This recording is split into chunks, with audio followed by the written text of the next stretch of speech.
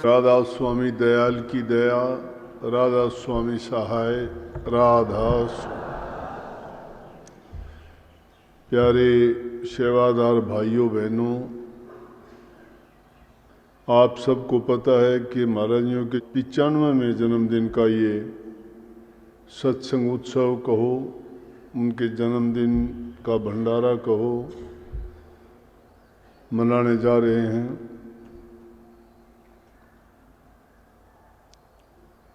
तो कार्यक्रम तो कल के लिए होगा।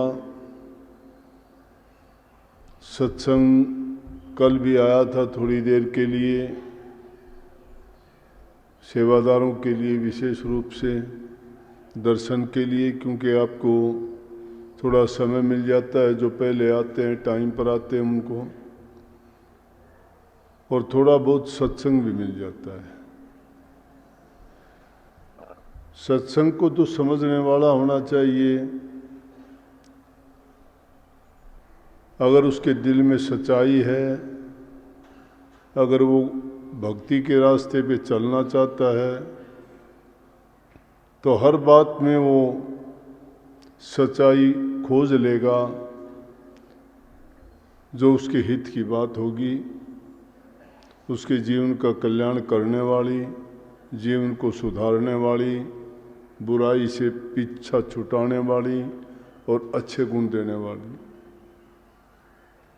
हर क्रिया में दोनों चीज़ें होते हैं, लेकिन अपने मतलब की चीज़ जीव लेता है। ये जो शब्द सुना था अभी, इसी में आप देख लो कि एक एक लाइन में वो चीज़ भरी हुई है कि अगर गौर करके देखोगे, गुरु के प्रति भाव, श्रद्धा, विश्वास, उनकी सामने प्रार्थना, दीनता, अधीनता, धैर्य, शिकायत भी उनकी, अपनी भी शिकायत, और उसी में जितनी भी बातें शिष्य और गुरु के बीच में होती हैं, कितना उनमें अपनापन जो दर्शाया गया है कि एक एक बात को और अगर पूरे शब्द की व्याख्या की जाए तो आदमी को कुछ करने और सुनने की ज़रूरत नहीं रहती। ये उस हालात का वर्णन है कि जो हमारे बीच में होती थी, जो गलतियां होती थी, जो जिद करता था, जो बातें लिखी है ना कि नेम टेम में सभी बुलायो, बुला रखा था मैंने नेम टेम। कैसे बुला रखा था आप समझे नहीं होगे, जब तक नहीं बताया जाए नहीं समझते। चाहे वो भजन में होते थे, चाहे वो समाधि में होते थे, चाहे वो अपने और किसी काम में रहते थे, सुमरण में, क्योंकि संतों का तो और काम होता ही नहीं कि जब जागृत अवस्था में होते हैं तो या तो प्रभु का चिंतन करते हैं, सुमरण करते हैं, भजन करते हैं, ध्यान, हमेशा लगन उनको वही लगी रहती है। लेकिन जब भी मुझे फुर्सत मिलती थी, मैं ये नहीं देखता था कि उनके भजन का टाइम है, खाने का टाइम है, सुमरण का टाइम है या ध्यान का टाइम है। जब मर्जी चला जाता था। अगर उसके बीच में कुछ कोई बात होती तो उसके लिए भी मैंने सब बता दिया कि जो अपना होता है वो चाहे उसको पीटो या पुचकारो, उसको कोई फर्क नहीं पड़ता। दोनों अवस्थाओं में ही वो गुरु से प्यार पाता है। गुरु अगर उसको धमकाता है तो भी उसके भले के लिए करता है, प्यार करता है तो भी उसके लिए भले की करता है। अब अगर प्यार करने से तो हम सोचते हैं कि हम बहुत भागी हैं, बहुत प्यार मिलता है, लेकिन उस प्यार को पाके इतने प्रफुल्लित हो जाते हैं, अगर छोटी सी कभी कोई बात कही जाती है तो फिर नाता तोड़ने को तैयार हो जाते हैं। वो प्यार नहीं है, वो प्यार नहीं है। वहाँ पर आदमी का स्वार्थ है। जो स्वार्थ से आदमी जुड़ता है वो प्यार को नहीं समझता। जहाँ प्यार होता है वहाँ कोई बंधन नहीं होता। उसमें लड़ाई उसमें धमकाना, उसमें कुछ कहना, उसमें शिकवे शिकायत सभी जो है वो प्यार में ही होते हैं। बिना प्यार के तो आदमी किसी को कुछ कहता ही नहीं है। तो इसलिए मैं इसमें जो बात लिखी, मैंने कभी कोई किसी की नकल नहीं की। जितनी भी वाणी आप देखोगे तो एकांत में कभी बैठ के अगर सच्चे जिज्ञासु हो तो उन लोगों के लिए मेरी वाणी नहीं है कि जो जगत की कामनाओं के मारे हुए हैं, वो नहीं समझ पाएंगे मेरी बात को एक अक्षर भी। उनका तो मतलब ही, उनकी लालसाएं दूसरी हैं।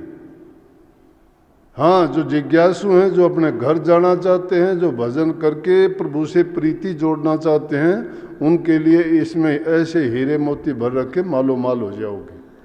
किसी भी वाणी को पढ़ के देख लेना, दावे के साथ कहता हूँ। मैंने नकल नहीं की। क्यों नहीं की मैंने नकल? कि हजूर महाराज जी जैसा तो पूर्ण पुरुष नहीं आना। उनकी हर क्रिया, हर उनका उपदेश, हर शब्द, हर चीज़ उनकी जो थी वो हमेशा जीव के कल्याण के लिए थी। और उनके संग जिसको भी रहने का मौका अवसर प्राप्त हुआ और उससे भी जो वंचित रह गए, वो दुनिया में धक्का खाता फिर उसको मिलेगा कुछ नहीं। क्योंकि भरे तालाब के पास जाके अगर कोई कहता है मैं प्यासा हूँ, तो उस जैसा मैं कहता हूँ दुर्भाग्य वाला कोई आदमी नहीं हो सकता।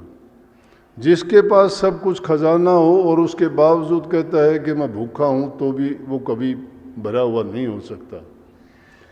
ऐसे संत कभी कभी इस धरा पर आते हैं, सत्य संत, सुत, जो धुर से संत रूप अवतार धार के आते हैं और जीवों के कल्याण के लिए ही आते हैं। बाकी लकीर दुनिया में बहुत पीटते हैं, अपने अपने को सब बड़ा मानते हैं, सब उनको बढ़ा चढ़ा के उनकी प्रशंसा करते हैं, चाहे लाखों कमियां हों, लाखों गलतियां हों। लेकिन हम तो ना किसी की गलती देखते हैं ना कमी देखते हैं। मैं तो एक बात कहा करता हूं कि अगर तुम्हारे पास अच्छी बात, अच्छे गुण हैं तो फैलाओ उनको। अगर तुम्हारे पास ऐसी बात नहीं है तो अपने बुरे विचारों को अपने पास ही रखो, ताकि किसी दूसरे का अहित ना हो। लेकिन ये बताता हूँ कि जो इंसान दूसरे के प्रति ईर्ष्या रखता है और मन में पाप रखता है, वो खुद उससे पाप से नष्ट होगा। क्योंकि अग्नि, रुई में लपेटी हुई आग कितने दिन रह सकती है? बाहर से रुई दिखाई देती है, अंदर से वो रुई अग्नि जो दबी हुई है उसको जला देगी, भस्म कर देगी, खोखला कर देगी। जब तक हृदय में तुम्हारे बुराइयां भरी पड़ी हैं, बाहर से दिखावा करते हो सत्संगी का, गुरमुखता का, भक्तों का, और कहते हो सत्संग में जाते हैं, तुम्हारे पल्ले कुछ भी नहीं है। 4 दिन के लिए खुश जरूर हो जाओगे, लेकिन तुम जब यहाँ से दुनिया से जाओगे ऐसे खाली जाओगे कि पेशी यमराज के होगी, धर्मराज के भी नहीं होगी। संतों के जीवों को न यमराज छू सकता है, न धर्मराज बोल सकता है। उनका तो रास्ता सीधा मुक्ति का धाम होता है, क्योंकि उन्होंने जो दीक्षा और शिक्षा ली है वो उन पूर्ण पुरुष से ली है कि जो उनको सीधा रास्ता और सही मंजिल का ही ठिकाना देते हैं, दूसरी कोई चीज़ नहीं है। परंतु कुछ ऐसे आदमी होते हैं जो संसारी चीज़ों में लिपायमान होकर अपने जीवन को बर्बाद कर लेते हैं। वो समझते नहीं हैं, वो तो बल्कि संतों से ईर्ष्या पाल के अपने पैर में आप कुल्हाड़ी मारते हैं। वो तो किसी को, संत सबका हित करने के लिए आते हैं। अगर कोई उनको गलत सोचता है, पक्षपाती सोचता है, तो ये उनकी खुद की कमी है, क्योंकि वो अपने विचार दूसरों पर थोपते हैं। संतों का किसी के प्रति कोई दोष नहीं है, परंतु ये भी मैं बताऊं कि जो द्वेष रखता है और जो चाहे वो जाहिर ना करो, लेकिन उसका पाप जब उसको खाता है तो प्रकट हो जाता है, पता लग जाता है उसको। तो ये तो एक बहुत हमारी भाग्य की बात थी। परंतु आजकल जो दिन चले हुए हैं, संत हमेशा पाखंड को मिटाने के लिए और संसार के जीवों को भ्रमों से निकालने के लिए आते हैं। अब जैसे कबीर साहब जैसे संत आए, उन्होंने दुनियादारों को कितना अच्छा संदेश दिया। मालिक के कुल के अवतार थे वो। उनकी बातें जब से जन्म लिया उसी समय से बहुत तीव्र बुद्धि के थे, क्योंकि जो खुद मालिक होगा उसके सामने कोई ना समस्या होती है और ना ही कोई जटिल प्रश्न और बात होती है। वो तो सब जटिलताओं को इतनी आसानी से सुलझा लेते हैं कि पता ही नहीं लगता कब उन्होंने उसको कैसे सुलझा दिया। लेकिन संसार के जो भ्रमों में जीव पड़े हुए हैं, उनको उन भ्रमों से निकालने के लिए आते हैं। जो उनके ढिंग जाता है, उनसे अपना संबंध जोड़ता है, उन पर यकीन, विश्वास और श्रद्धा लाता है, तो निश्चित रूप से उन जीवों को वो बिना करनी कराए भी उन भवसागर से पार कर देते हैं। बल्कि कबीर साहब के गुरु रामानंद जी थे, सच्ची बात कहने में वो कभी चूकते भी नहीं थे। जब ये श्राद्धों का टाइम आया, रामानंद जी ने कबीर साहब को एक दिन कहा कि तुम जाओ गाय का दूध लेके आओ, मेरे पिताजी का श्राद्ध है। कबीर साहब समझे कि देखो संत लाइन के हैं, मेरे गुरु हैं, मैं भी जानता हूँ, इनको भी ये ज्ञान है कि जो इंसान मर चुका है वो कोई खाने के लिए, पीने के लिए या बात करने के लिए नहीं आता। क्यों नहीं आता है कि जीव इस संसार का मुसाफिर है, आता है चला जाता है, अपने कर्मों का फल भोगता है। जैसे कर्म करता है वैसा ही उसको परिणाम मिलता है और उसको भोग के इस संसार से जाता आता रहता है। ये नहीं पता कि उसको किस योनि में जाना है और किस योनि से आया है। लेकिन जीव को आवागमन ऐसे लगा हुआ है जैसे कीड़ी का नाल। जैसे कबीर साहब ने एक जगह कही ना कि बेटा जाया खुशी हुई भोत बजाए थाल, आवागमन लाग रज्जों कीड़ी का नाल। खुश होते हैं जब पैदा होता है, थाल बजाते हैं, मिठाई बांटते हैं, खुशियाँ मनाते हैं, लेकिन ये नहीं सोचते कि ये दुनिया में आने जाने का चक्कर इसी तरह चला हुआ है जिस प्रकार से कीड़ी का नाड़ देखते होगे, कुछ जाती हैं कुछ आती हैं। एक ही रास्ते में देखोगे कि कुछ जा रही हैं कुछ आ रही है, संसार का रास्ता है। यहाँ भी जीव उस कीड़ी के नाड़ की तरह से आते हैं जाते हैं, लेकिन जो भ्रमों में पड़े जीव हैं वो नहीं समझते। जो पूंजी लेके आए हैं कुछ उसको बर्बाद कर देते हैं, जो लेके आए हैं कुछ उसको 4 गुना 1000 गुना उससे कमा के लेके जाते हैं, मालो माल होके जाते हैं, और कुछ यहाँ से चीखते चिल्लाते, उनकी शिकायत कभी ख़त्म नहीं होती। शिकायतें ख़त्म उसकी क्यों नहीं होती कि उनके मन में कोई भी उनकी तृष्णा कभी भरती नहीं है। वो हाय हाय करते हुए आते हैं, हाय हाय करते ही दुनिया से चले जाते हैं। रोते हुए आए थे, रोते हुए जाते हैं। लेकिन जो संतों के जीव होते हैं उनको संत कहते हैं कि दुनिया में आए हो तो ऐसी करनी करके जाओ कि तुम हंसते हुए जाओ और दुनिया तुम्हारे लिए रोए। किसके लिए रोती है? कि जो दुनिया के हित की बात करता है, उनके भलाई के काम करता है, जीवों को अज्ञान से और भ्रमों से निकालता है। इसलिए जब तक हम मन से सच्चे नहीं होते हैं, संतों के कहे उपदेश और बात को मानते नहीं हैं, तो हमारी भी यही अवस्था होगी कि हम भी रोते हुए जाएंगे। देखा देखी हम नाम ले लेते हैं। अरे नाम लेने से कुछ नहीं होता, नाम को जानते भी नहीं हो। नाम का लेके क्या किया? बताओ क्या मिला आपको नाम से? कभी 1 मिनट ध्यान में बैठे? कभी आपने सुमरण किया? कभी अभ्यास किया? कभी कोई अंदर का नज़ारा देखा हो? कभी तुमने ये समझने की कोशिश की हो कि मुझे जो नाम मिला था कि उससे क्या होता है? वही भ्रम हमारे निकलते ही नहीं हैं। दुनिया की तरह लकीर के फ़कीर बने हुए हैं। जो दुनियादारी के लोग करते हैं वो सब हम भी करते हैं। तो फिर हमारे में उनमें फ़र्क क्या हुआ? ज्ञान कहाँ हुआ? गुरु जब मिल जाता है तो वो तो अज्ञान का पर्दा हटा देता है।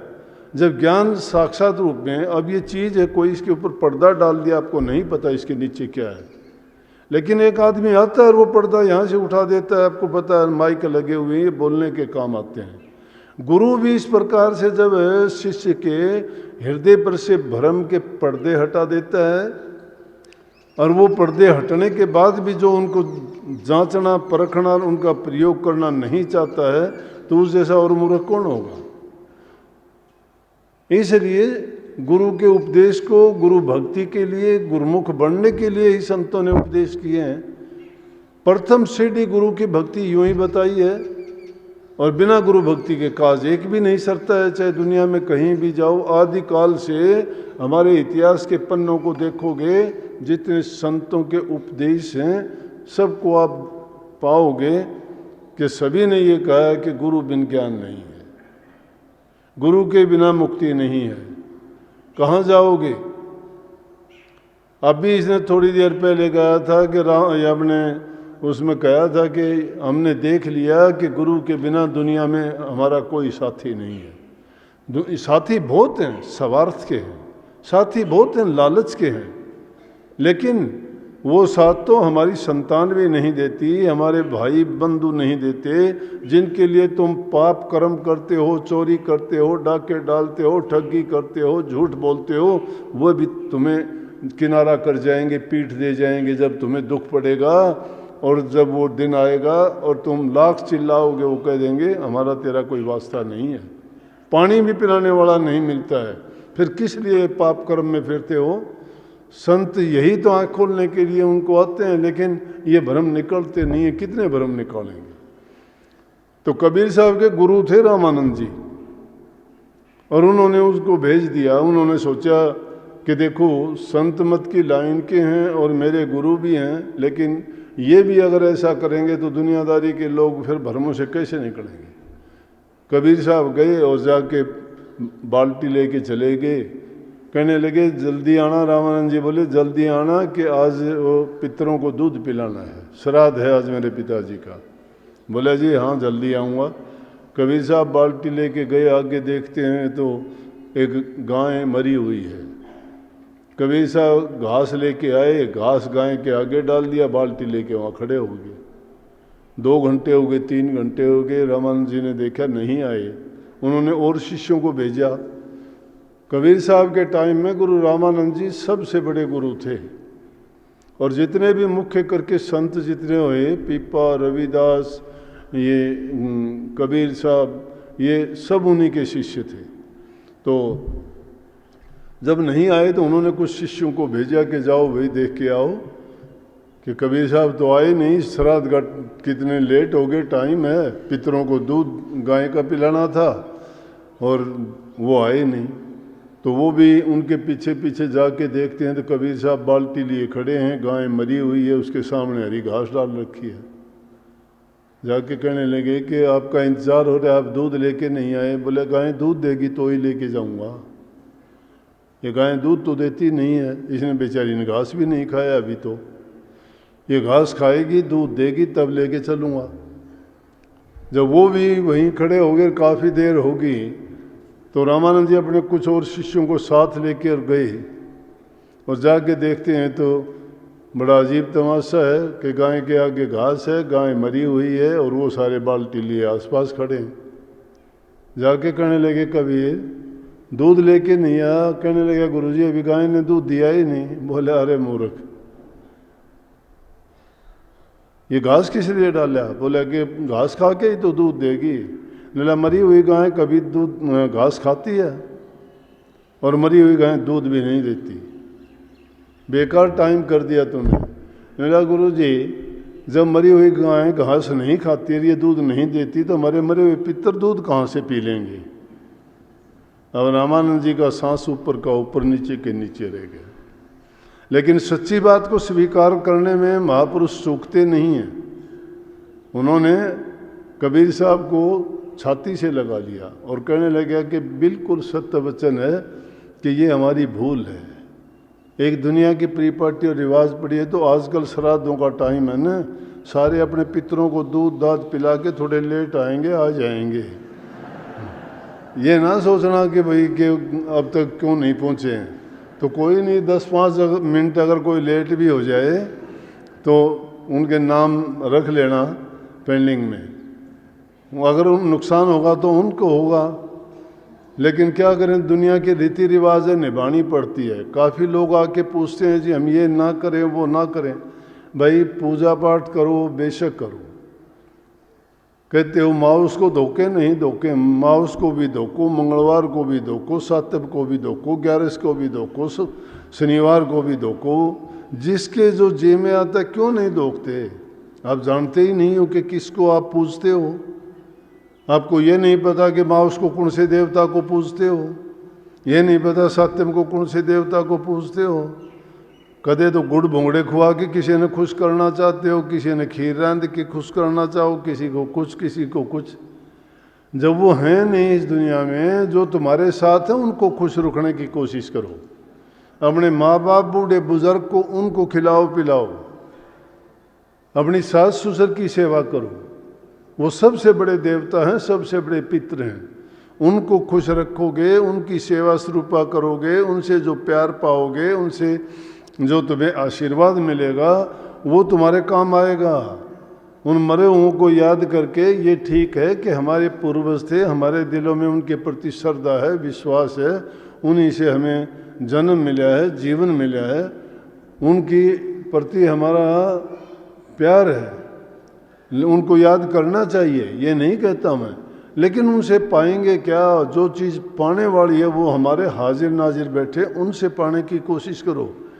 इसीलिए कही है कि हाजिर का हकीम, हाजिर का गुरु और हाजिर का हकीम काम करेंगे। जब हाजिर का गुरु होगा उससे, अब अगर कोई कहे कि मैं कबीर साहब से नाम लूँगा, बहुत से कहते हैं कि मेरा गुरु तो कबीर है, कबीर साहब तो भाई हैं नहीं। अब तो जो मौजूदा कबीर होगा उससे नाम लो, वो तुम्हें शिक्षा देगा, वो तुम्हें भेद समझाएगा, करनी कराएगा, तुम्हें भजन करने का तौर तरीके समझाएगा कि किस प्रकार से हम जो अपने जीवन को सफल कर सकते हैं। और वक्त का हकीम, अगर तुम्हें रोग है, बीमारी है, तकलीफ़ है, कोई कहे कि मैं धन्वंतरी वैद्य से इलाज करवाऊं, गलत बात है। आज धन्वंतरी वैद्य को तो आना नहीं है। आज के धन्वंतरी वैद्य तो हॉस्पिटलों में जो डॉक्टर बैठे हुए हैं उनके पास जाओ, तुम्हारा इलाज हो जाएगा। और हाजिर का हाकिम, अब कोई कहे कि श्री राम से मैं अपना जाके कोई न्याय करवाऊंगा या राजा भोज से राजा हरिश्चंद्र के पास जाऊंगा, ना।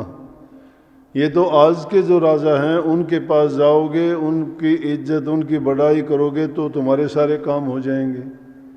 इसलिए ये चीज़ हाजिर की काम देती हैं। तो हाजिर से हुज्जत करें, हाजिर से तो हम हुज्जत करते हैं। हुज्जत करने की बात नहीं, उनके साथ अगर प्यार का संबंध जोड़ोगे, उनका विश्वास अगर जीतोगे तो उनसे हर चीज़ पालोगे। गुरु से अगर ऐसा संबंध जोड़ते हो तो तुम्हारा जीवन सफल हो जाएगा, मुक्ति का रास्ता मिलेगा, सारे तुम्हारे कर्मों को काटने का तरीका बताएंगे, अच्छा रास्ता दिखाएंगे। और अगर तुम गुरु से और राज में अपनी पैंठ रखोगे तो और तुम्हारे सारे दूसरे काम हो जाएंगे।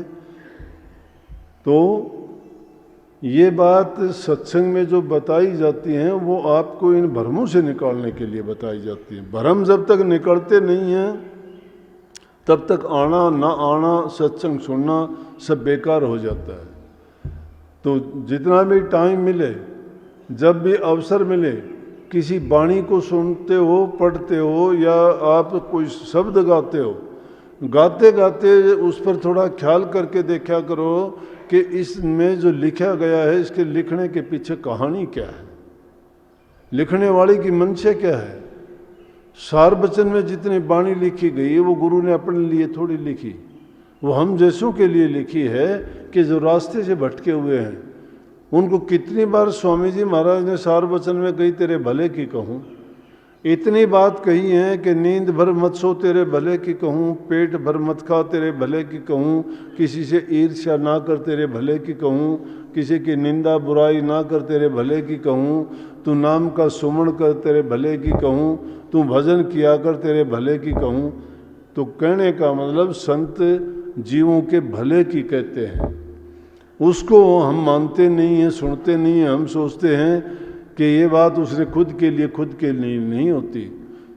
तरवर सरवर संत जन चौथे वर्षे में परमार्थ के कारण ये चारों धारे ने, ये चीज़ें परमार्थ परोपकार दूसरों के हित करने के लिए इस संसार में आते हैं, प्रकट होते हैं। तो उनसे जो फ़ायदा उठाना चाहता है तो उनसे संबंध जोड़ना चाहिए, उनसे प्यार का रिश्ता बनाना चाहिए, उन पर श्रद्धा विश्वास लानी चाहिए। तो हम सहज में ही उनकी जो प्रेम है उसके पात्र बन जाते हैं और हमें उनसे जो आशीर्वाद प्राप्त होता है वही फलीभूत होके हमारे जीवन को संवार देता है। तो अब जिन जिन की जो ड्यूटी का काम है बहुत अच्छा है, आपने सफाई वगैरह का बड़े प्यार से काम किया है। आगे भी जो तुम्हारे जिम्मे है अपने सेवा के काम में पूरी तत्परता से सेवा करोगे। राधा स्वामी। सुबह बोलो शाम बोलो राधा स्वामी नाम।